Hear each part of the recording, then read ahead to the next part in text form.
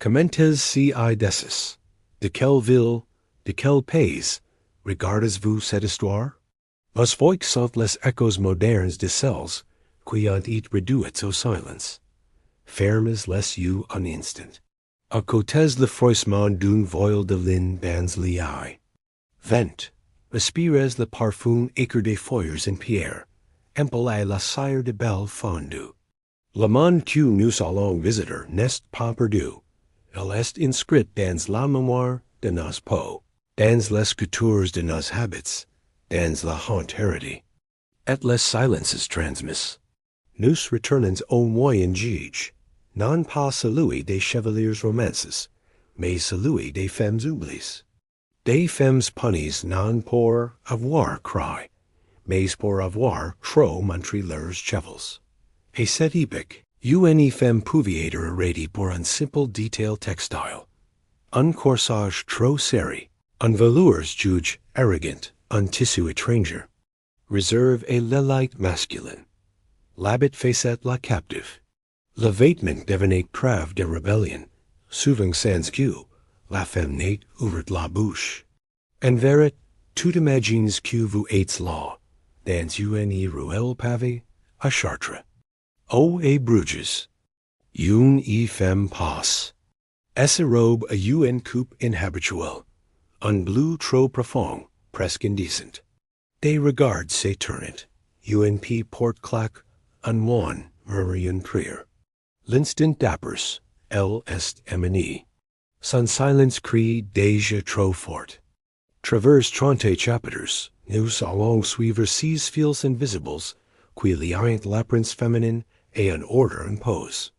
Nous explorons les edits vestimentaires, les condamnations publiques, mais aussi les couturiers rebelles, les teinturiers clandestines, les reines jugées pour leur mise, et les paysans qui cachent du pouvoir dans une broderie.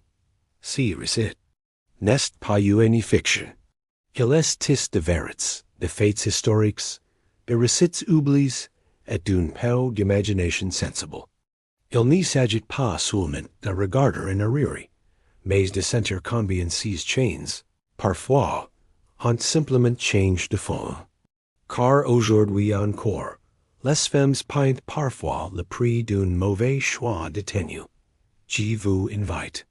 Et vous asseoir dans le silence de cette époque, et à écouter les tissus parleurs, et suivre les plis d'un tablier, les frances d'un corset, les traces de boue sur une jupe. Si ne sont pas seulement des vêtements, si sont des preuves, si sont des criscoas osdadet vous, que portez-vous aujourd'hui? Si que vous avez choisi, ou si que l'on vous est les choisir? Asterisk on raconte qu'un l'an de GRS 1322, dans la ville de Rouen, un jeune filus nommé Isabeau, fut arrêté non pour avoir vol, et I pour avoir blasphème, mais pour avoir porté une robe d'un bleu profond. Si bleu là, rich, dense, presque violet sous la lumière du matin, n'était réserve qu'aux femmes de haute naissance. Et elle, simple roturière, n'avait ni le sang ni l'autorisation de s'en draper. Es robe teintée la main, avec du pastel, devint une épreuve de délit. La couleur était son crime. Si bleu-là avait pourtant été son rêve. Elle l'avait vu sur les icônes, dans les vitraux de l'église. Pour elle, c'était la couleur de la dignité du ciel, de la grâce. Elle l'avait voulu non pour provoquer, mais pour exister autrement. Mais en ce temps-là, les tissus parlaient à la place des femmes, et de ses trop. Les autorités virent dans ces robes une usurpation, une montée social interdite. Car, toute femme vêtue au-delà de ces classes ménageait l'ordre. Imaginez, Isabeau, éminée sur la place publique, et ses robes arrachées devant tous. Le vent mord et ses peaux, les enfants rient, les femmes détournent le regard, non par indifference, mais par peur d'être la prochaine.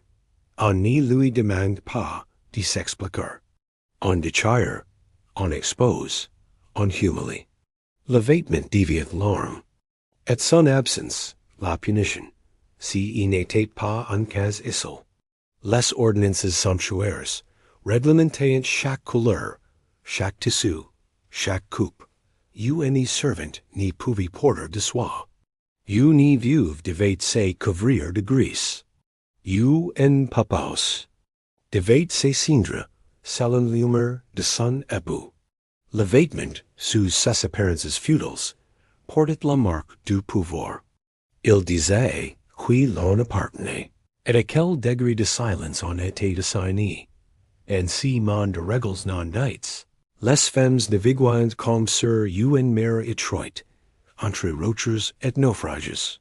Ni coiffe trop basse devenait subcon. Un lackage trop lâche, ni provocation. Même le choix du fil était surveillé. La liberté n'était pas un mot connu. Elle était une silhouette réprimée. Mais certains, comme Isabeau, coussant en secret. Elles mêlaient des fils d'or dans leur lettre, dissimulant des broderies symboliques sous les jupes, gravant dans la trame de lin des messages silencieux. Leur mode était un langage code, une poésie clandestine. Elles n'y criaient pas. Elles si, aujourd'hui encore, vous regardez certaines robes anciennes au musée. Observez bien, parfois, à l'intérieur de la manche, on devine un fil plus fonce, un symbole oubli.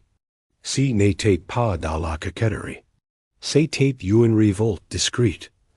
Le bleu d'Isabeau n'y fut jamais lave de ses fautes.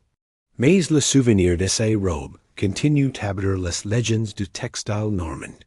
Dans certaines familles, qu'on dit que la grand-mère coussait toujours une fleur bleue à l'intérieur de ses manches, pour ses souvenirs dot et vous. Quelle couleur vous est interdite sans que vous le sachiez? Asterisk il y avait, dans les vallées reculées du Limousin, des femmes que l'on appelait sans jamais les nommer. On disait d'elles qu'elles connaissaient les plantes, les accouchements, les fèves, mais surtout, elles savaient tisser. Leurs doigues, noués par le travail, filent le lin avec une régularité presque hypnotique. Elles créent des tissus que l'on disait vivants. Et cela fait cette paire. Car si lin, supple et silencieux, portait l'odeur de la forêt et le savoir des femmes. Dans les registres de justice du XIV siècle, on trouvait les mentions de plusieurs de ces femmes arrêtées, non pour sorcellerie directe, mais pour port, illegal d'un vêtement, tis par elles-mêmes, selon des rites païens. Ainsi, le tissu devenait preuve de crime, le vêtement, hérésie. Elles n'y s'habillent pas comme les autres. Leur lin avait une coupe différente, un ton trop naturel, une taille obtenue sans les marchings officiels. Elles équipaient à la norme, et cela, on n'y le pardonnait pas. Imaginez-vous dans cette cabane, au bord d'un ruisseau. Une femme. Agi, les regards tranquilles, frotte le lin dans l'eau froide, la batte sur la pierre. Author d'elle, le silence. Elle sait que ces tissus qu'elle prépare pourra la sauver. O la condamner. Il est elle. Il n'y suit aucun loi de corporation. Il vient du sol, de l'eau, du souffle. Cela suffit à faire d'elle une marginale. On disait que leurs vêtements n'y sont pas justes. Qu'ils n'y reflétaient pas l'ordre divin. Mais si que l'on craignait, c'était qu'ils reflétaient autre chose. Une liberté d'être, une façon de se mouvoir, hors des chaînes du textile masculin. Car oui, même le tissu avait son mother, et elle n'était pas femme dont il est curieux.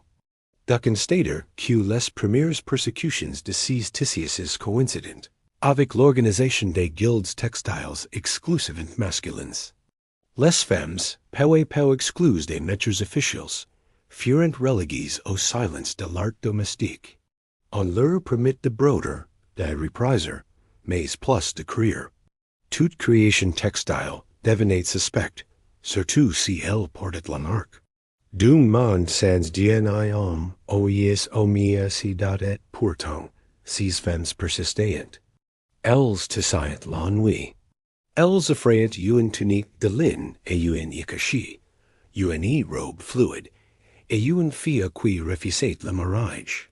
Leurs vêtements n'étaient pas luxueux, mais à elles portaient un charme, celui de n'y pas être faits pour plaire. Mais pour libar et ardot, il y a des beckers. Des femmes brûlées avec leur robe de lin, leur tablier encore humide, leur fuseau dans la main. L'accusation? Habits d'origine païenne, porteur de troubles spirituels. Ainsi, le tissu devenait. Preuve de déviance. Non pas parce qu'il était laid, mais parce qu'il n'y servait aucun autorité. Et aujourd'hui, dans certains villages, les vieilles femmes portent encore des jupes de lin non teintes. C'est simple, disent-elles. Mais dans la simplicité, il y a l'amour. Et la mémoire, elle, n'y brûle jamais vie arrêt imienti d'êtes-vous? Avez-vous déjà porté quelque chose qui semblait révéler des souvenirs que vous n'y compreniez pas? Le corset n'a pas été inventé pour séduire. Il a été conçu pour contenir. Dès les ex-vesicle, on impose aux femmes de haute société un carcan de toile, dios et de corde, destiné à modeler leur torse selon une verticalité morale. Si n'était pas seulement une question d'élégance, c'était une structure disciplinaire. Le corps, redresse, immobilise, devenait symbole de vertu. Moins on respirait, plus on était respecté. Dans les chroniques de la cour de Bourgogne, on retrouve des récits de jeunes filles évanouies et force d'avoir et trop laissées. Les servants riaient en cachette. Les médecins s'inquiètent parfois, mais personne n'y remettait en cause le corset. Il fallait qu'il tienne et qu'il tienne la femme. Une cage visible, offerte aux regards, mais jamais nommée comme. Une punition. Imaginez le matin, dans une chambre froide d'un château. Une jeune noble, 13 ans à peine, lève les bras tandis qu'une suivante serre les cordes. Chaque tiraillement est un geste de soumission. Elle apprend déjà, et n'y pas protester. Es poitrine sera crassie, son vent de face, ses respirations. Fragile. Et pourtant, on lui dira qu'elle est belle ainsi. On lui dira qu'elle devient femme. Mais devenir femme, en ces temps-là, signifiait devenir façade. Le corset interdisait les mouvements brusques, la course, le rire trop fort. Il sculptait une statue vivante, qui devait plaire, sans jamais déborder. Quand une femme osait dire un peu la corde, on murmurait qu'elle était laigre. Il n'y avait pas d'échappatoire. Ou bien trop serré, ou bien trop libre. Certains textes religieux allaient plus loin. Ils associant le corset et les fouilles. Une femme droite dans son vêtement était droite devant Dieu. Toute malice. Corporel traçait une malice morale. Le corset devenait alors un crucifix textile. Une discipline quotidienne, infligier l'intérieur, admirer de l'extérieur. Mais il y eut des résistances. Des femmes cousaient des corsets plus souples, en chanvre ou en coton, avec des lackages latéraux discrets. Elles disaient que c'était pour la commodité, mais en réalité, c'était pour respirer un peu plus. Chaque centimètre gone était une victoire. Un souffle repris était une forme de révolte. Parfois, on en trouvait encore dans les collections anciennes. Des corsets modifiés, recausses et l'envers, doubles de lin doux. Ou les baleines ont été remplacées par de simples cordes tressées. They corsets qui dissent, J fate semblant. Car la rebellion, et l'époque, se facet souvent dans le detail dot et aujourd'hui. Le corset revient à la mode, porte avec fierté, stylise, revendique. Mais dans les plis de satin. Moderne, se cache-t-il encore un peu de cette vieille cage? Si n'est pas le vêtement qui prime, c'est si qu'on vous demande d'en faire dot êtes-vous? Quels corsets portez-vous sans lacets? Asterisk, il existe une scène répartie dans un manuscrit. Da justice du XVe siècle, conserve à Toulouse. Une jeune paysanne, nommée Alice, fut convoquée par les autorités de son village pour avoir pour une jupe insuffisamment longue. Le greffier note, laissant voir ses chevaux, si qui causa agitation chez les hommes présents. La foire, si n'est pas elle qui l'on punit pour ses gestes. On la punit pour l'agitation qu'elle provoque, malgré Essay po visible devient responsable de l'emoide à UTREs dot la jupe. Dans la tradition médiévale, doit balayer la poussière du chemin. Plus elle est longue, plus elle prouve la modestie. Une jupe courte est suspect. Même si elle est USC. Même si elle est pratique pour la travail. Le tissu devient une ligne morale, et tout ce qui la dépasse. Une faute. C'est une ironie cruelle. Dans la boue, on exécute la femme ses trines. Elle n'y doit ni lever la tête, et ni relever ses robes, imaginez. Alice, au milieu d'une foire d'automne, le vent lui arrachant le bas de la jupe. Elle rit, elle court. Elle vend ses gaffes. Elle n'y pense pas à mal. Elle pense à vivre.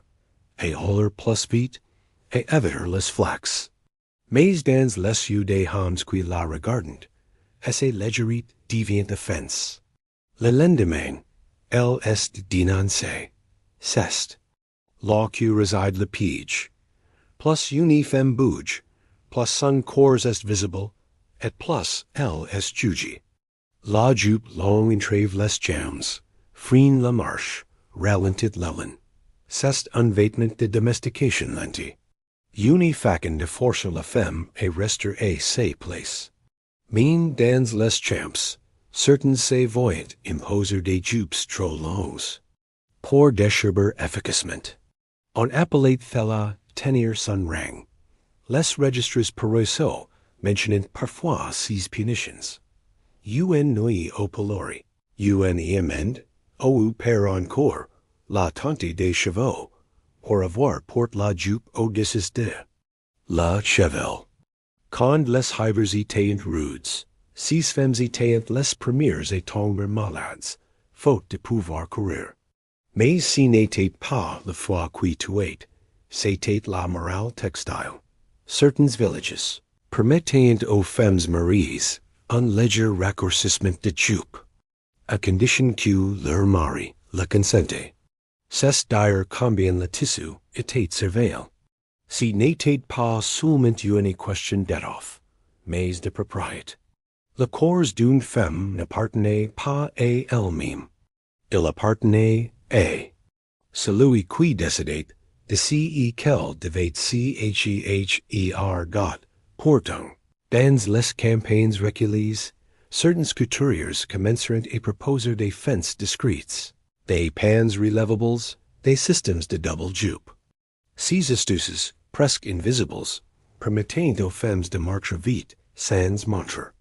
En riait en disant que la jupe avait appris à mentir. Ces ruses textiles sont des traces d'une intelligence souterraine. Une résistance par les fils, par l'ourlet, par le mouvement. Ces femmes n'y prenaient pas les armes. Elles prenaient les ciseaux. Et elles coupaient dans la armée dot et vous. Quand vous marchez vite, est-ce que vous sentez encore un regard qui passe sur vos jambes? Asterisk rouge. Couleur comme une roulure. Dans l'imaginaire médiéval, Le rouge n'était pas simplement vif, il était dangereux. Il rappelait le sang, la passion, l'enfer. Une femme vêtue de rouge, surtout si elle n'était ni noble ni veuve, adorait les soupçons. On l'appelait parfois rouge de mauvaise vie. Il suffisait d'une ruban cramoisie pour être accusé de légèreté, d'impurité, voire de sorcellerie. Les edits sanctuaires du XIV interdisaient formellement et certains femmes de porter des teintes éclatantes. Le rouge, le pourpre, le vermillon, tous étaient réservés à celles qui avaient rang au horizon. Les autres, elles devaient se fondre, porter des bruns, des gris, des tons ternes. Être discrètes, littéralement, comme si la couleur elle-même parlait trop fort. Imaginez-vous une yen, veuve, nommée Magdalene, dans une ruelle de Paris. Elle porte un manteau rouge sombre, hérite de ses murs. Le tissu est rape mais chaud. Elle n'y l'a pas choisi pour séduire, mais pour survivre et le vivre. Pourtant, les regards se posent sur elle avec hostilité.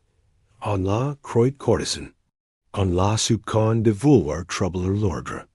Est-ce couleur est déjà un crime? Si n'était pas rare. Dans plusieurs villes, les femmes de classe moyenne portant des touches rouges se voient infliger des sermons publics. Le rouge était interprété comme une provocation. Les autorités disaient vouloir protéger la morale. Mais si qu'elles protégeaient en réalité, c'était le monopole masculin du désir et du jugement. Le paradoxe était cruel. Les prostituées, quant à elles, étaient parfois forcées de porter du rouge, comme une marque d'infamie. La même couleur devenait donc un piège, interdit aux femmes honnêtes, imposé aux femmes perdues. Ô qu'elle soit, la femme était perdante. Le rouge n'y lui appartenait jamais vraiment. Certains tentaient de contourner l'interdit. Elles portaient du grenat au lieu de l'écarlate, du rouille au lieu du cramoisi.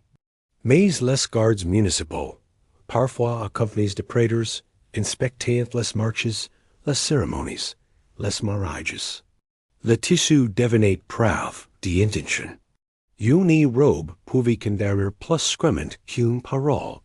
On retrouve des lettres. Des femmes qui, après avoir été punies pour avoir porté du rouge, s'excusent publiquement. Leurs mains tremblantes. Elles ne demandent pas pardon pour avoir fait du mal, mais pour avoir été visibles. Elles ont appris à s'effacer, et choisir la cendre plaidet que la braise date, et pourtant, le rouge n'a jamais disparu. Il est toujours. Eu ses complices. Les doubleurs intérieurs, les rubans causés sur l'envers, les broderies secrètes. Le rouge vivait, cache, dans l'ombre de jupes, comme une promesse de feu qu'on ne pouvait totalement atteindre. Il suffit parfois d'un geste anodin pour défaire tout un monde. Au Moyen Âge, une femme qui sortait sans coiffe, les cheveux libres, était perçue comme indisciplinée, indécente, voire damnée. On croyait que la chevelure féminine, surtout, si elle était longue, adorait les mauvais esprits. Au père, les désirs masculins. Pour cette raison, les femmes mariées, veuves ou même pubères devaient se couvrir. Les cheveux devenaient un secret, un bien trop dangereux pour être exposé. Dans les traits religieux, les moralistes expliquaient que les cheveux d'une femme sont les filets du diable. On n'y plaisantait pas avec la tentation. You and match.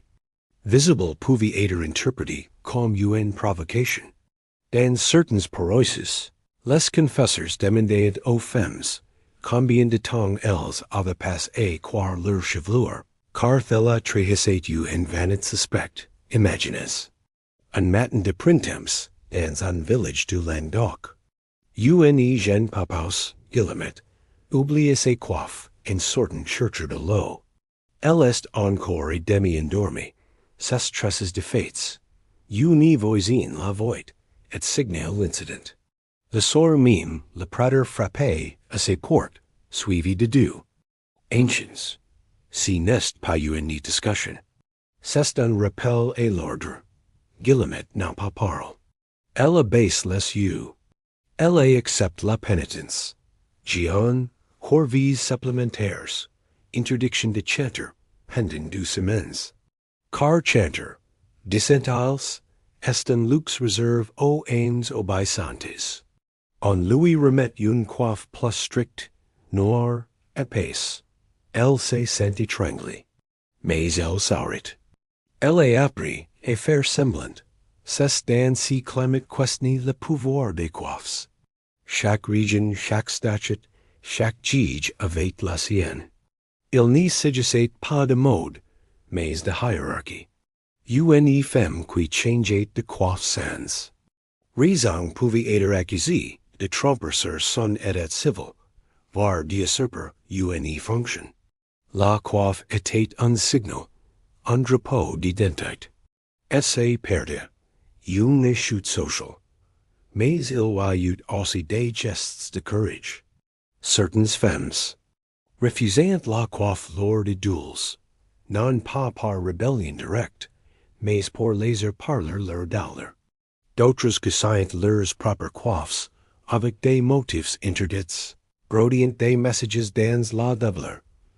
Ou glissant une mèche de chevaux dans le pli du tissu. Comme pour garder une part d'elles mêmes estat, il existe encore des portraits. Médiévales, au long divine, derrière le cadre religieux, des visages encadrés de chevaux trop visibles. Ces tableaux ont souvent été retouches. Les chevaux effacés, les coiffes épaisses. L'histoire est voulu recouvrir ce qui dépassait. Mais les peintures anciens, comme les étoffes, gardent parfois la mémoire de ce qui est fac acute .aujour single quotes. Hui, laser ses chevaux voler au vent est un geste banal. Mais dans certaines cultures, and certains regards, il reste charge. Le fil est plus long qu'il n'y paraît. Asterisk dans une chronique oubli de l'an 1397. On raconte l'histoire de Béatrix. Une filus devenue suspecte. Non per si qu'elle portait, mais per si qu'elle avait créé. Elle avait brode, et la lueur d'une chandelle, un manteau pour essayer sur Marie. Le tissu était modeste, mais l'ornement était raffiné. Des motifs fleurox délicats. Un fil d'or ample et du lin, et surtout, une finesse d'exécution digne des dames de la cour. Ce fut là précisément, qui déclencha la colère. Une femme du peuple n'avait pas le droit de menir le luxe. À l'époque, broder était un art, mais un art surveille. Seules certaines femmes, au service de nobles familles ou dans les couvents, étaient autorisées à pratiquer des ornements complexes. Une paysanne qui maîtrisait ces techniques était considérée avec suspicion. D'où tenait-elle si savoir? À quoi bon tant de finesse, si n'était pour sa lèvre illégitime? La but, quand elle venait d'en bas, était jugée insolente. Imaginez Béatrix devant le prévôt. Les mains encore taches d'indigo et d'ocre, expliquant qu'elle avait appris seule, en observant, en expérimentant. Elle n'y parle pas d'ambition. Elle parle d'amour. Elle voulait offrir un cadeau. Mais le prévôt n'y voit que les motifs, le fil précieux, le danger d'une esthétique hors de contrôle. Son art devient menace, dans la logique médiévale. L'ornementation est un langage code. Trop de refinement chez une femme humble signifie désobéissance. L'autorité masculine suppose que le beau est un privilège, non un droit. Et si privilège doit reste rare, inaccessible. Ainsi, Les mains des femmes étant limitées non seulement dans ce qu'elles pouvaient porter, mais aussi dans ce qu'elles pouvaient écrire. Certains guilds de brothers excluaient explicitement les femmes non mariées. D'autres leur interdisaient l'usage de certains matériaux, pearls, or favoris textiles, soie de Chine. Il n'y s'agissait pas de préserver une technique, mais une hiérarchie. L'étoffe brodée devenait une frontière. Si une femme la franchissait, même avec des aiguilles et du fil, elle risquait l'accusation d'usurpation. Pourtant, dans les campagnes et les couvents, des femmes continuaient à broder. Elles ornaient l'intérieur des vêtements, les harlots. Invisibles, les doubleurs secrets. Elles cousaient des prières, des vœux, parfois des crismutes.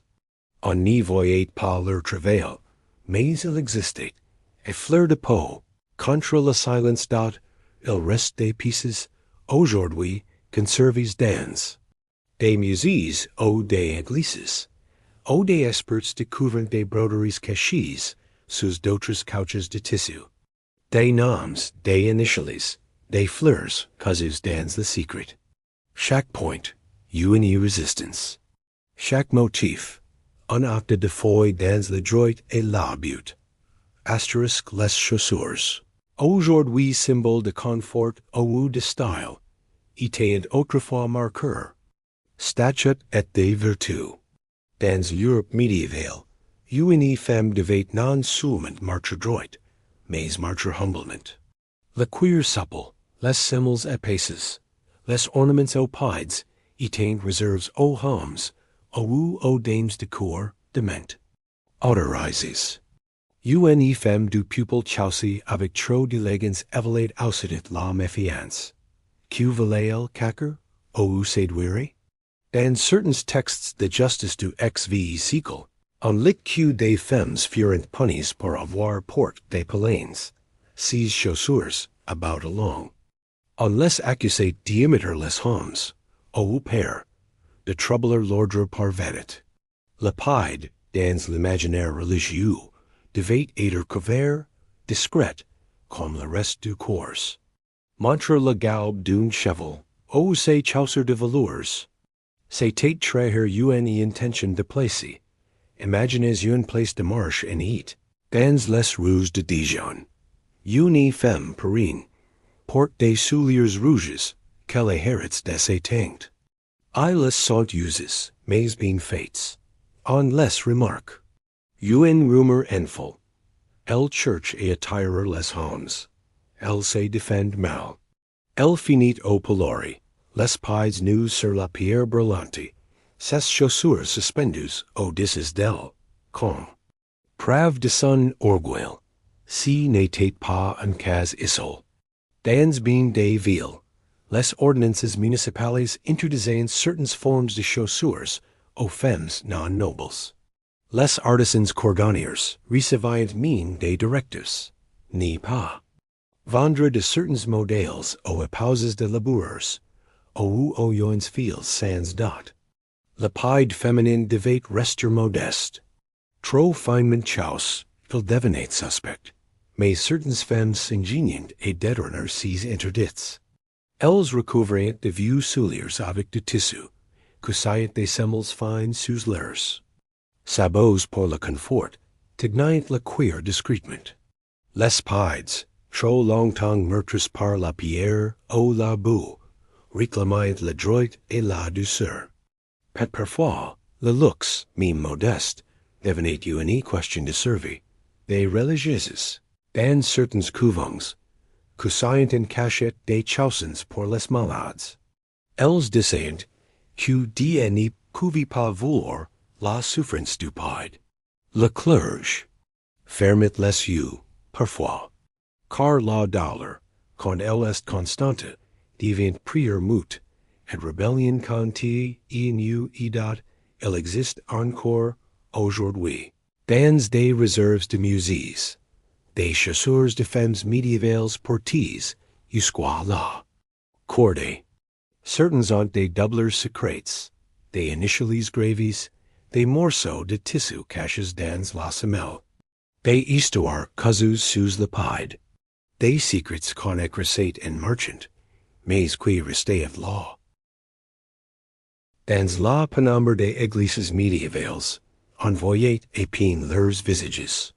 Les femmes étaient là, assises à l'écart, les chevaux dissimules, lamentant incline. Le voile, dans ses blancheurs, aux et lourdeurs, n'était pas un simple accessoire. Religieux, elle était une injonction ici. Une femme voilée était dit sage. Une femme sans voile était dit perdue. Ainsi c'est tissait les silences author d'elles. Le voile recouvrait la chevelure, mais aussi la parole. Il disait la place des femmes. Je n'y trouble pas, je n'y dérange pas. Si voile n'était pas le mien que celui des religieuses. Il était civil, social, moral. On l'en fallait parfois des l'enfance. Et l'on apprenait à si lover, à si caquer, à si faire oublier. Être vu sans, c'était s'exposer à l'opprobre. Oh aïe, l'agression. Imaginez une journée de marche et province. Une jeune fille, Alex, et noé son voile trop lachement, laissant apparaître la ronde de son cou. Elle n'y s'en rend pas compte, concentrée sur les légumes qu'elle achète. Mais un homme la fixe, puis un autre.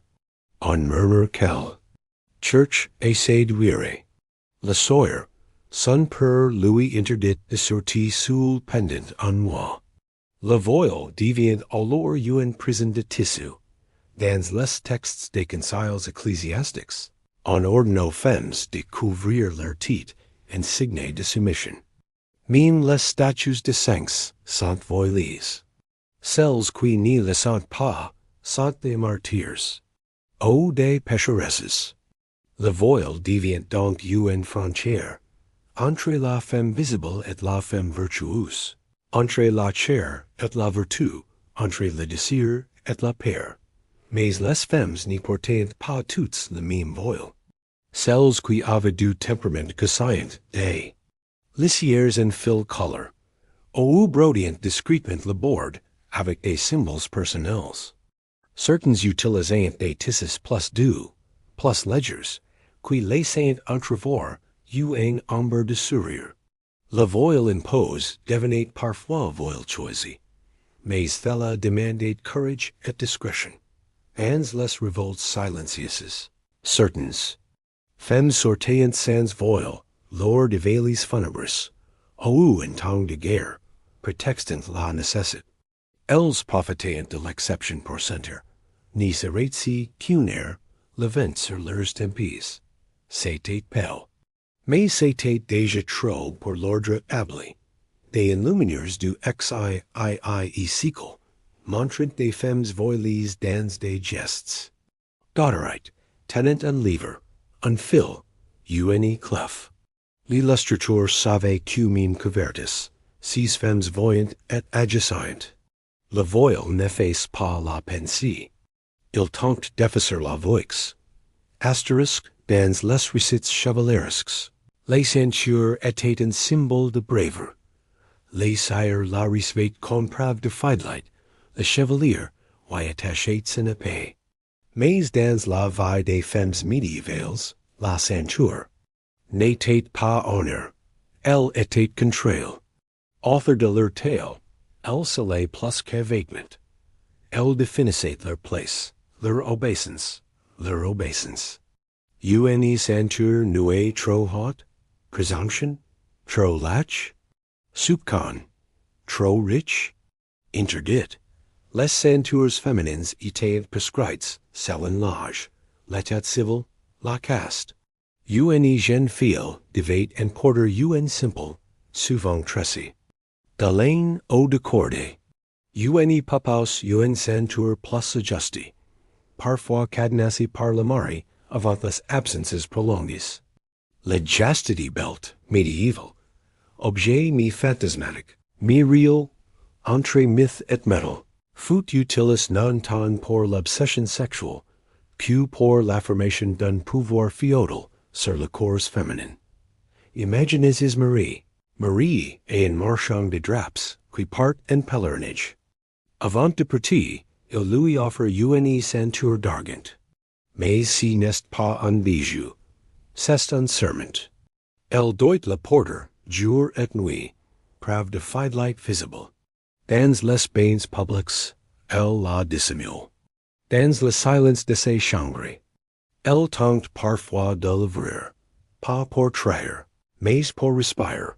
Dans les monastères, les novices portaient aussi des ceintures, souvent appelées cordons de purette.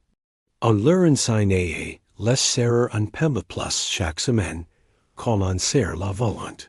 Ce n'était pas la pudeur qui était recherchée, mais la discipline. Le corps devait plier, se soumettre, se faire oubliable. Même l'ombre d'une vente. Libre devenait menace. Certaines femmes modifiaient leur ceinture pour se libérer. Un nœud dissimule, une boucle truquée, un fermoir d'ermine fine, qui glissait au toucher. Elles cousaient de l'intérieur des mots secrets, des mèches de chevaux, des talismans piens. Car une ceinture pouvait aussi devenir une frontière magique, un espace de protection intime, si on la choisissait soi-même, dans les inventaires. Après de on retrouve des ceintures cousues d'or, passes de mire en fille, interdites aux femmes roturières, mais présentes malgré tout. Ces objets parlent de transmission, de résistance textile. Même sous la loi, les femmes savaient détourner, reconfigure, rebroder les normes. On a peu de représentations picturales de femmes sans ceinture au Moyen Âge. Leur absence choquait. Une femme sans ceinture était dite, dispersée, ouverte, dangereuse. Si qui n'était en réalité qu'un morceau de tissu devenait un jugement moral, une condamnation anticipée. Asterisk dans les marches médiévaux. Les éros n'y se vendaient pas seulement aux points ou à la couleur. Elles se payaient aussi à l'huile des oreilles. Certaines étaient autorisées, d'autres réservées, et quelques interdites. Les velours, la soie, la brocart, matières précieuses, venues de loin, étaient étroitement surveillées. Une femme du peuple portant un tissu trop fin devenait aussitôt suspect. La richesse textile était vue comme un mensonge social, une usurpation du visible. Les règlements sumptuaires, rédigés par les villes ou les seigneurs, précisaient ainsi que chaque classe avait le droit de porter, non par sécurité économique, mais pour maintenir l'ordre visuel. Une étoffe inappropriée brûlait les repères. Elle permettait à une servante de ressembler à une bourgeoise, en une fille de tisserand de se faire passer pour promesse. L'apparence était une vérité. Social. Et mentir avec un tissu, c'était trahir à sa place. Imaginez Margot, Jean Linger, qui recueille d'un marchand une chute de soie noire. Un cadeau discret, pour la remercier d'avoir soigné ses femmes. Elle en fait un corsage, double de lin. Le vêtement est sobre, mais le tissu dit autre chose. Lors d'un mariage auquel elle assiste, elle est dénoncée. On murmure quelle church est séduire. Elle est convoquée. Let off devient accusation. Le tissu n'y parlait pas seul. Il était interprète, dissèque, surveille. Dans certaines villes, les femmes étaient inspectées par des commissaires aux éros, chargés de faire appliquer les ordonnances. Ils soulevaient les manches, touchaient les ourlets, jugeaient et la huile. Les éros avaient une voix dans le tribunal. Social. Et cette voix n'était jamais neutre. Mais la soie, la vraie, celle qui glisse entre les doigts, était une tentation pour tous. Elle évoquait la douceur, la délicatesse, parfois même la paix intérieure. Dans les couvents, certains soeurs, utilisent de la soie pour recouvrir les livres saints, mais jamais pour elles-mêmes. Le toucher leur était permis, mais pas la porte. Un paradoxe cruel. Sentir sans posséder. Pour contourner l'interdit, certaines femmes mêlant la soie et d'autres fibres. Tegniant les tissus précieux pour les rendre plus ternes, ou les coussins des landers.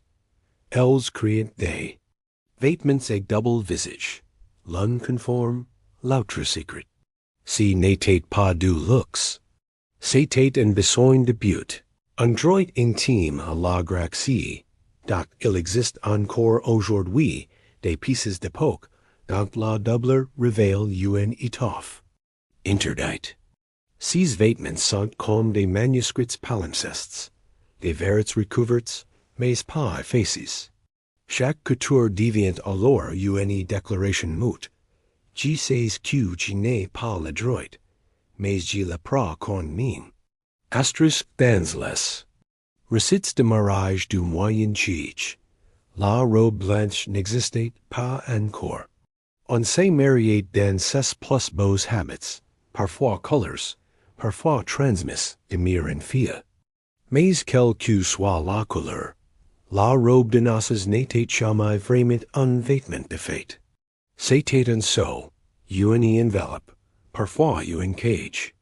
Pour beaucoup de femmes, elle n'en gait pas la joie, mais la fin de toute liberté. Mariages arrangés étaient monnaie courante, surtout dans les campagnes. La robe devenait symbole de transfert, de la tutelle du père et celle du mari. Ce n'était pas une déclaration d'amour, mais un acte notary. Le vêtement suivait. Cette logique, il devait montrer la décence, la disponibilité reproductive, et surtout l'acceptation du réel avenir. Une femme qui osait choisir elle-même, et ses robes étaient déjà peu comme un docile. Imaginez Isabeau, 6 ans, obligée de poser un homme de 20 ans, son Annie. Elle vit porter une robe bleu pâle, souvenir de ses mères. Mais le prater exige le brun, couleur de la terre, de l'humolite.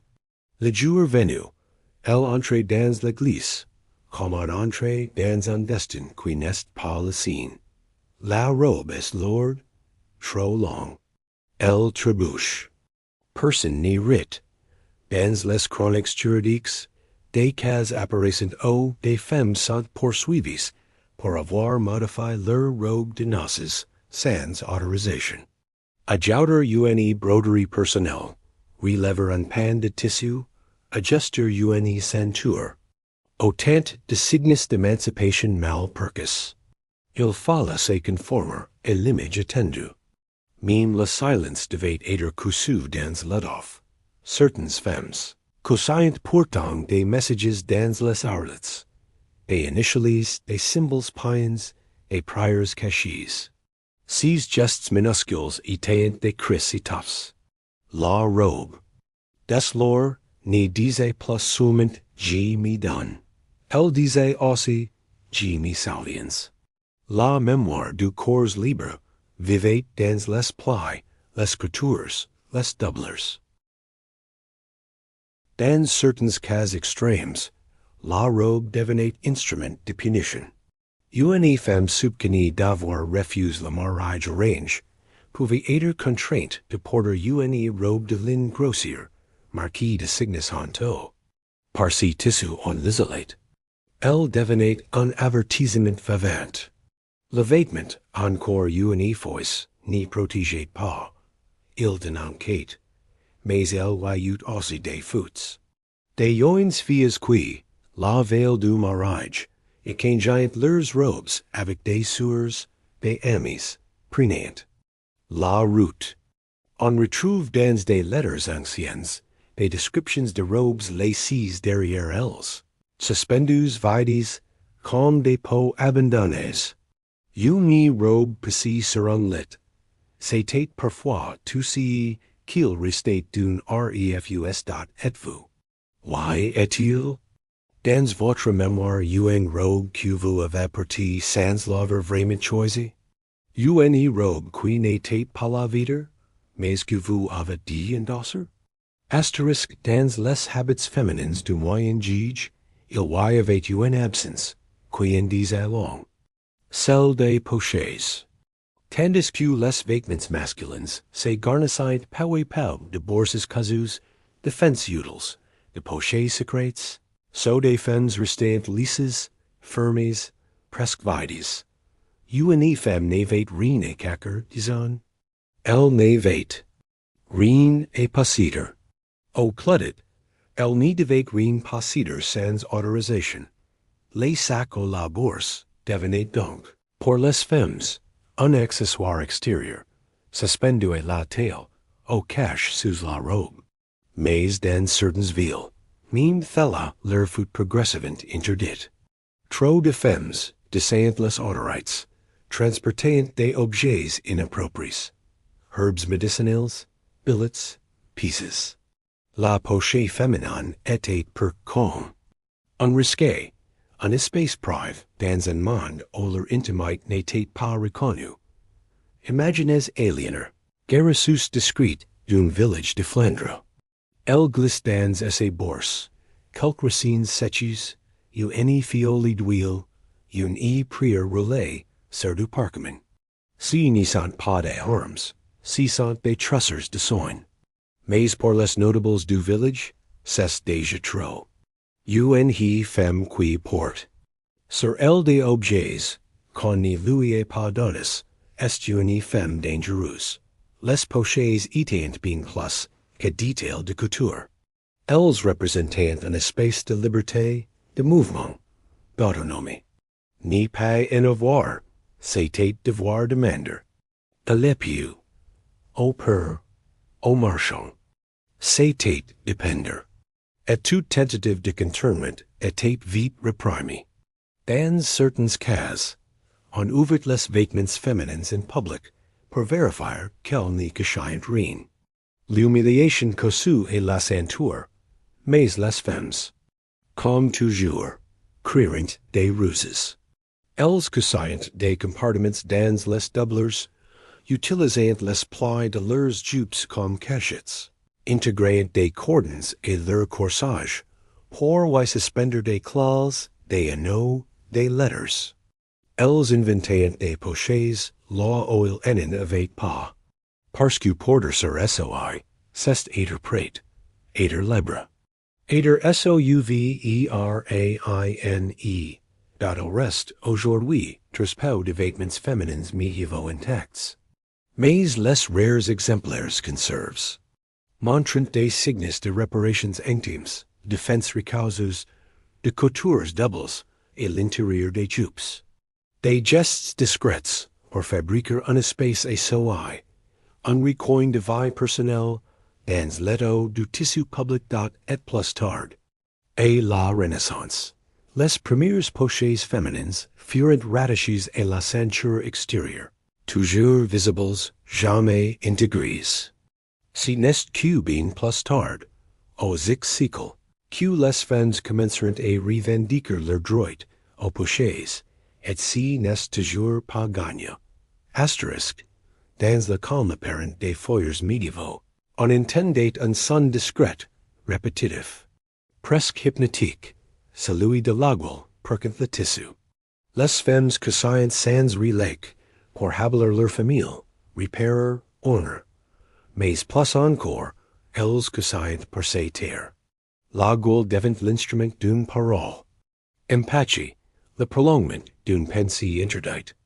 Elle allait et venait, piquait et tirait, comme une prière mute entre les doigts. On disait que la femme pieuse garde ses mains occupées.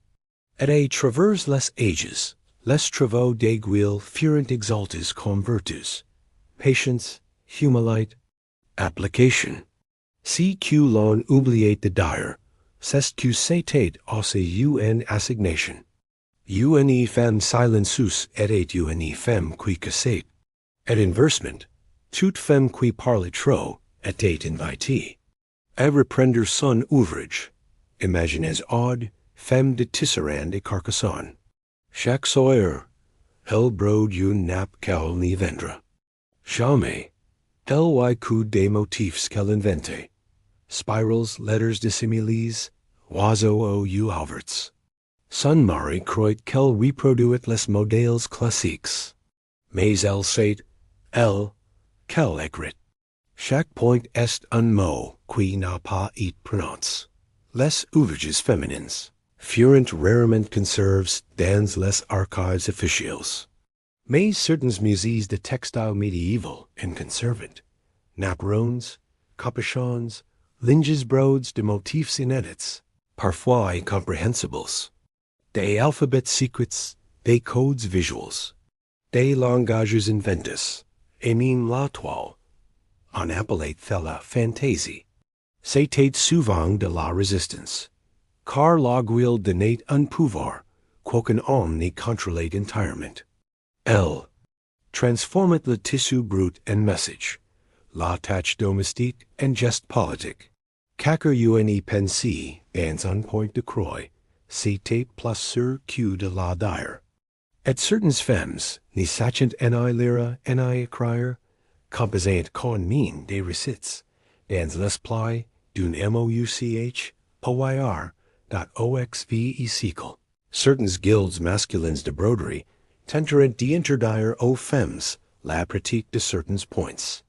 Complexes, comme le point d'Arras ou le point de Venise. Trop raffines, trop expressifs. Mais dans les foyers, les murs continuaient d'enseigner leurs filles. De bouche et oreille, d'aiguille et aiguille.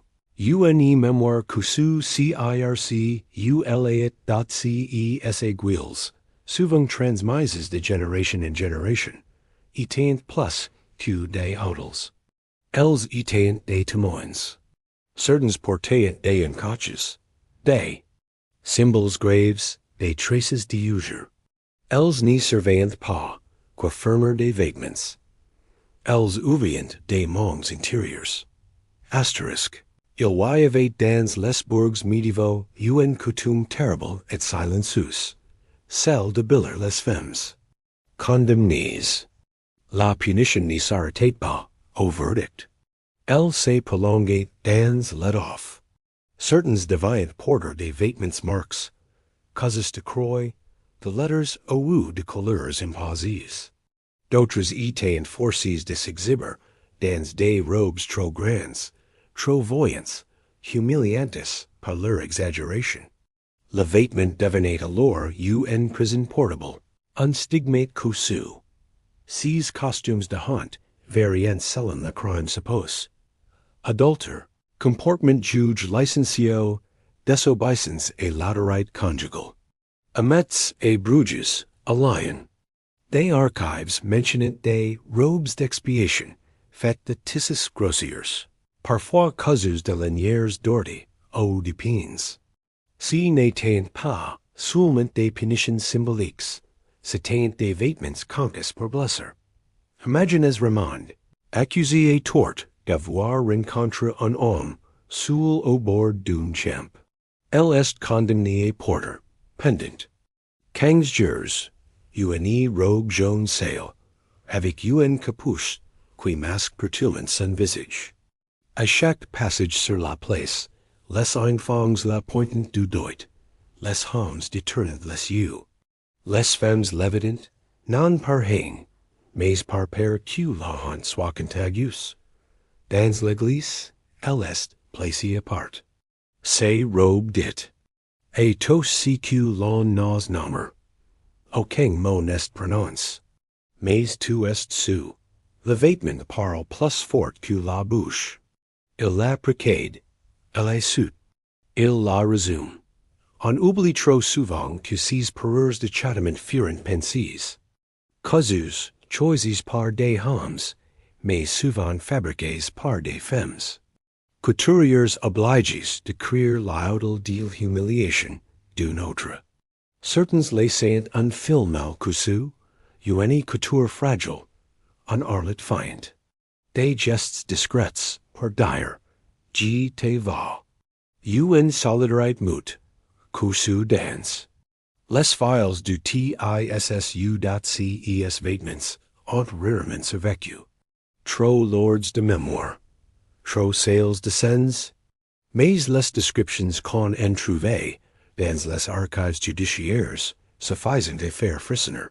La mode, ICI, n'était plus ornament. Elle était sanction. Elle informate the corps, dans une narration imposée, comme une pancarte, qu'on n'y pouvait lever dot et mime aujourd'hui, dans certains coins du monde, on continue de biller la faute. On impose des uniformes aux filles, des codes vestimentaires, plus stricts que ceux des garçons. On punit l'apparence, comme si elle trahissait toujours une déviance intérieure. Let off, encore, porte la sentence. Au fil des siècles, les tissus ont traversé les frontières bien plus librement que les femmes. Les laines anglaises, les soies de Byzance, le coton d'Orient, toutes ces matières circulaient de port en port, de caravan en caravan, mais lorsqu'on femmes habillées d'un textile venu d'ailleurs, elles devenaient suspectes. Porter en tissu étranger, c'était aperture une ouverture interdite. C'était déjà voyager par la course. Et dans le moyen âge occidental, cela suffisait à inquiéter. Les ethos dites exotiques, soies persanes, lins d'Égypte, velours andalous, étaient en charges d'imaginaire. Elles sentaient la différence, le mystère, l'interdit. On accusait parfois celles qui les portaient d'avoir des mœurs étrangères, des idées déviantes. Il suffisait d'une voile d'importation pour être associé aux hérétiques, aux sorciers. Les tissus, à lui seul, fait cette frontière. Imaginez Béatrice, papaus d'un artisan en province. Son frère, marchand, lui rapporte un châle. Tissé damas, léger, supple, couleur de teintes in canoes. Elle le porte une seule fois, lors d'une procession. Les regards s'irritant, s'allongent, s'embrissent. Une semaine plus tard, le prater lui demande de s'en défaire. Si n'est pas d'ici, dit-il. Comme si fallait suffisait et le condamner. Les lois sanctuaires n'y visitent pas seulement à contrôler l'apparence. Elles cherchent à contenir l'imaginaire. Un tissu étranger ouvre la porte à d'autres recettes, d'autres croyances, d'autres façons d'exister. Les femmes qui les adoptaient sans autorisation devenaient des passeuses involontaires de mondes interdits. Le vêtement devenait suspect de rêver. Dans les monastères, certaines religieuses gardaient pourtant précieusement des fragments d'étoffes Vénus d'Orient. Elles les utilisaient pour honor des reliquaires, des autos, des missals. Si qui était sacré chez l'objet sacré devenait scandaleux sur un corps vivant. La même matière, deux lectures. L'une tolérée, l'autre condamnée. Mais certaines femmes, discrètement, adoptaient ces tissus. Elles en cousaient de minuscules morceaux à l'intérieur des manches, au revers d'un col, et la doublure d'un corset. Si il n'était pas pour ces manches, c'était pour ces rappeler qu'ailleurs existait.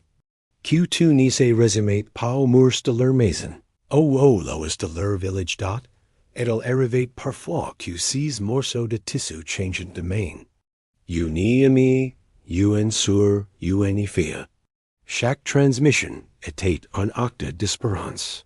Une chaîne douce, cousu non pour infirmer, mais pour relier.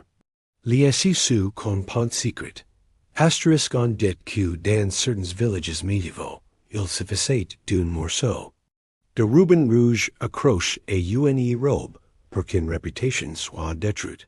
Si ruban, parfois offert, parfois perdu puis retrouvé, devenait signé d'un amour interdit, d'un rendez-vous caché, d'un soupçon.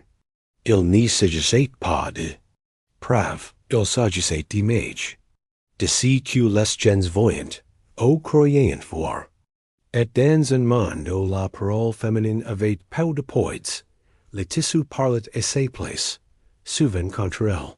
Les femmes étaient en surveillance, jusque dans les détails de leurs parures.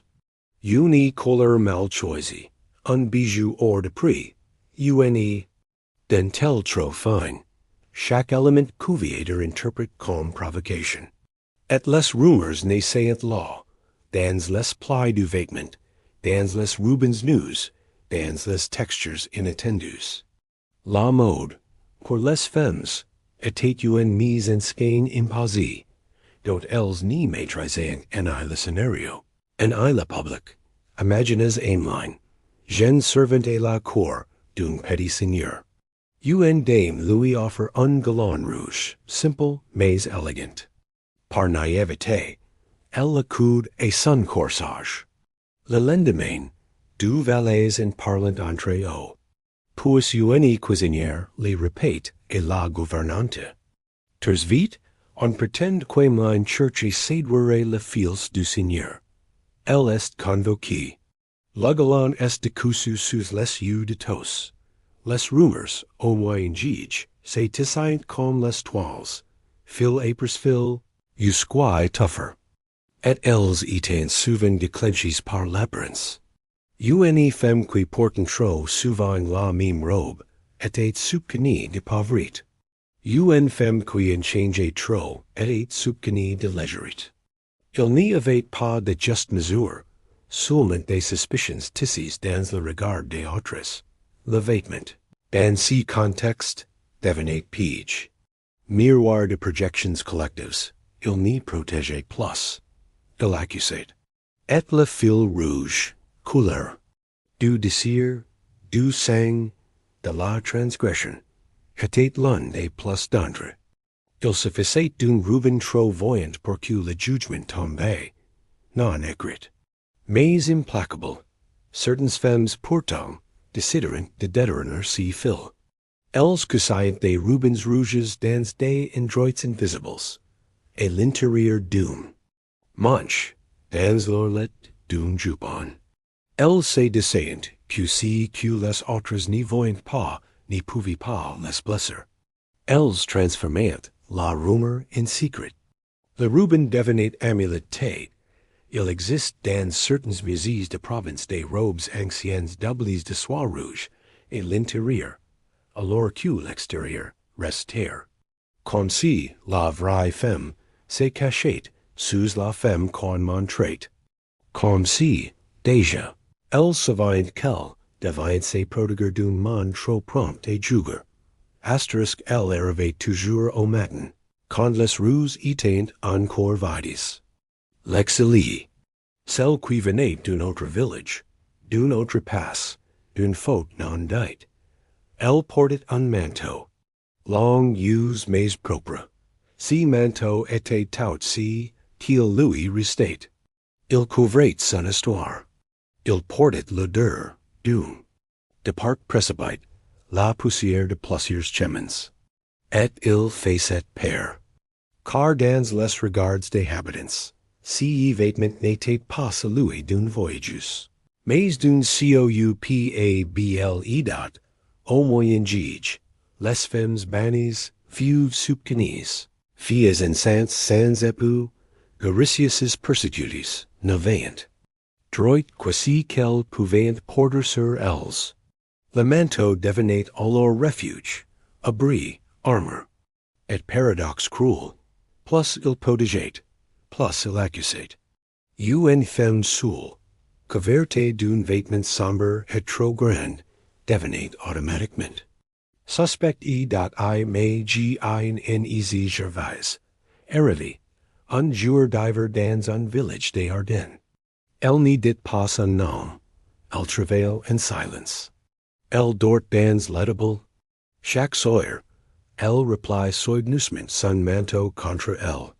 Un soir, une femme du village s'approche, voit une broderie fine au col, trace d'une autre. V. Dès le lendemain, la rumeur court. Si n'est pas une simple servante. Et si murmure suffit la faire fure de nouveau. Dans les livres de penitence et les ordonnances seigneuriales. On lit que certains femmes deviant, and quittant leur communion, porter un signe distinctif. Un bande de tissu cousu et leur manteau, une couleur spécifique. Comme si le vêtement devait raconter leur faute et leur place.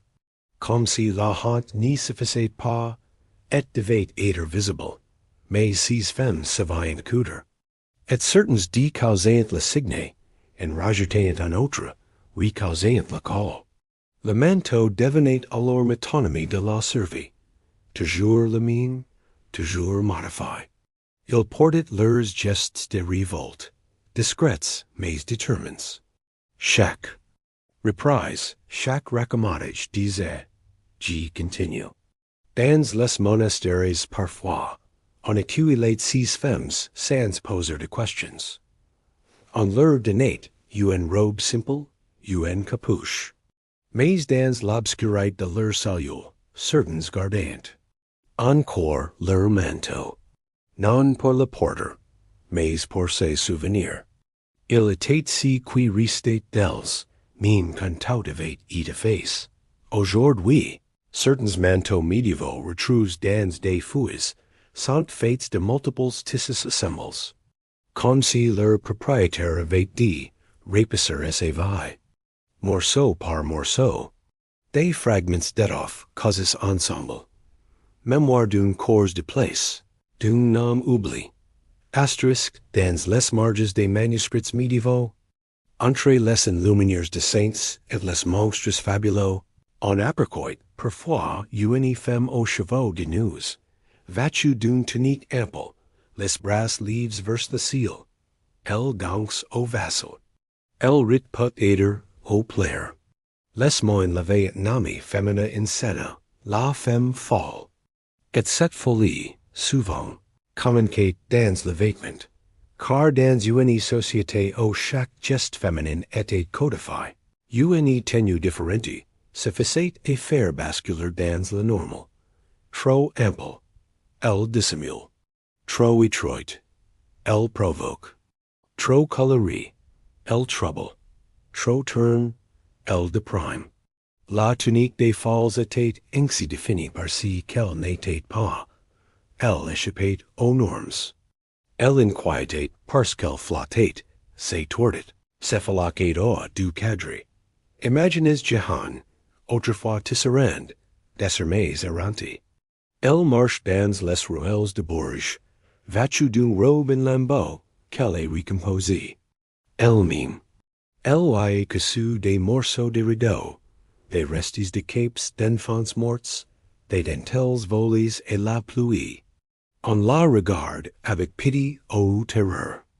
Ces robes parlent un langage que plus personne n'y comprend. Les archives ecclésiastiques, mentionnant ces femmes de l'errance, souvent internées, bannies ou battues. Mais elles n'étaient pas folles. Elles avaient simplement dépassé les limites du disciple. Le vêtement devenait alors une toile brute, expressive, incontrôlée. Il n'y suivait plus de règles. Il criait, dans ses coutures brisées, dans ses manches.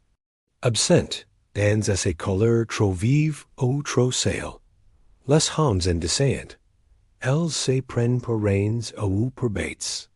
Car une femme sans conformité vestimentaire devenait inclassable.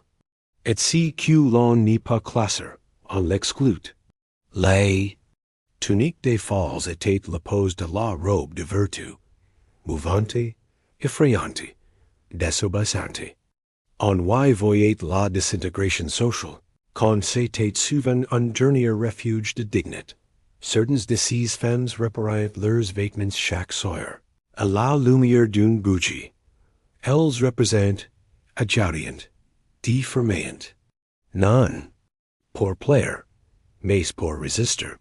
Pour que leur peau ait encore un abri qui leur appartient. Elles tissaient leur folie, comme d'autres écrivaient leur mémoire. Certaines de ces femmes réparaient leurs vêtements chaque soir, à la lumière d'une bougie. Elles représentent, adjuriant, Defermant, non pour player, mais pour resistor. Pour que leur po ait encore un abri, qui leur appartient. Els.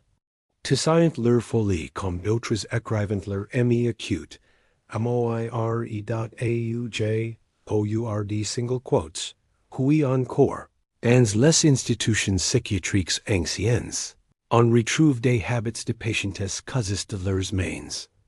Assemblages chaotiques, mais riches de sens. Chaque point, chaque choix de tissu, racontate si que la bouche n'y disait plus. Des langues causes, émine le cœur. Asterisk, oles des femmes dont on n'y retrouve aucun portrait, aucune lettre, aucun nom grave, ans la pierre. Et pourtant, elles en existent. On les devine dans les boards des tapisseries, dans les doubleurs des robes, dans les coutures invisibles. Elles sont les absentes de l'histoire, mais leur passage reste cousu dans les fibres des choses. Le tissu quand il est usé devient souvent la seule trace de ce qui fut un jour encore oublié. Les linges funéraires, les vêtements lésés. Dans les coffres, les fragments de jupons retrouvés dans les feuilles racontent ce que les chroniqueurs ont passé sous silence. Une tale modeste, une manche renversée, un colbrode d'une prénomme face. Tout cela murmure l'existence d'une femme qui n'a pas parlé et traverse les mots, mais et traverse les fils. Imaginez un morceau de lin jaune, retrouve dans un monastère en ruins. On y distingue une couture maladroite, reprise plusieurs fois.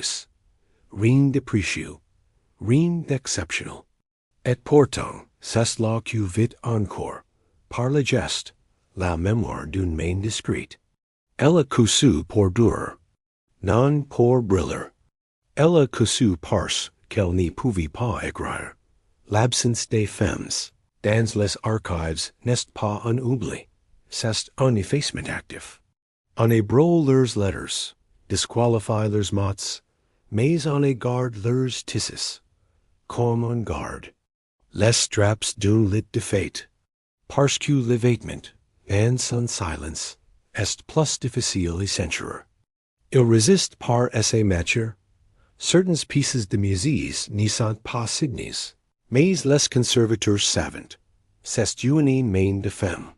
Non pas parce que le point est fin, mais parce qu'il est charge. Charge de soin, de fatigue, de répétition. De cette constance que seule la nécessité imprime dans le tissu. Le vêtement devient alors archive corp, or L. C'est pas être fella, la dernière forme de présence. Une chemise rapissée 20 fois, un tablier tache d'encre, un mouchoir broad au fil de larmes. Des objets simples, mais d'une insight intime. Chaque fibre tendue contre ce que la femme fut, et ce qu'elle n'a jamais pu dire. On pourrait remplir des solaces entières avec les vêtements des absentes. Non pour les plaire, mais pour les écouter. Pour leur redonner forme, non par l'image, mais par la texture. Le tissu n'y les remplace pas, il les convoque. Il les dans, les salons forters des grandes maisons, et les recoins humides. Des cheniers, la dentelle naissait entre les doigts des femmes. Patience, precision, silence. C'était un art si lent qu'il effiquait presque le corps de celle qui le pratiquait. Pourtant, derrière chaque motif à jour, chaque arabesque nouée, se cachait un murmure. Un message que sous la dentelière connaissait, et que parfois, même elle ne sait pas formuler, à haute voix les dents paradoxales. On l'exagite sur les cols des reins, aux manches des épouses, sur les coiffes des communiants. Elle ornate la pureté, la richesse, la féminité idéale, mais celle qui la fabriquait restait dans l'ombre. Père, si une femme portait de la dentelle qu'elle n'avait pas le droit d'acquérir en la subconnaître de volume, au du denet. La dentelle devenait alors le fil de la délation. Imaginez Colombie, dentelière dans le nord de la France. Elle travaille pour une dame noble, et qui elle vend ses pieces à vil prix. Un jour, elle garde un motif qu'elle aime, le coude sur ses propres coiffes, discrètement, par la fête du village. On l'accuse aussitôt d'imposture. Le fil qui, ornate devient fil de corde. Elle est expédiée au pilori, avec la dentelle arrachée. Certains villes avaient réglementé jusqu'aux motifs, fleurs autorisées, croissillons prohibés, fils d'or interdits aux femmes non titrées. La dentelle devenait langage, maison, langage surveille. Et pourtant, dans les campagnes, les femmes continuaient à innover. Elles inventaient des dessins, des entrelacs inspires de leurs rêves, de leurs douleurs, de leurs espoirs. La dentelle n'était pas toujours blanche. Certains utilisaient des fils sombres, teints avec des racines, pour orner les voiles de duel. C'était une manière de dire, je suis encore là, de coudre le chagrin avec un tel but qu'il devenait presque prière. Ces pieces n'étaient pas destinées à être montrées. Elles étaient destinées à être portées contre la peau. Dans les brocantes anciennes, on trouvait parfois des morceaux de dentelle sans origine, aux motifs singuliers. Des cercles brisés, des lettres dissimulées, des symboles oubliés. Les historiens ni, es les classent comme non identifiés. Mais peut-être faut-il les lire autrement, non comme des œuvres anonymes, mais comme des cris causés dans le fil. Là où la bouche est cousue aussi. Aujourd'hui, la dentelle est devenue décor. Mais pour celles qui l'ont inventée, elle fut résistance, but dans la contrainte, soin dans le silence. Une forme de poésie tissée, que l'on ne pouvait pas censurer, seulement ignorer.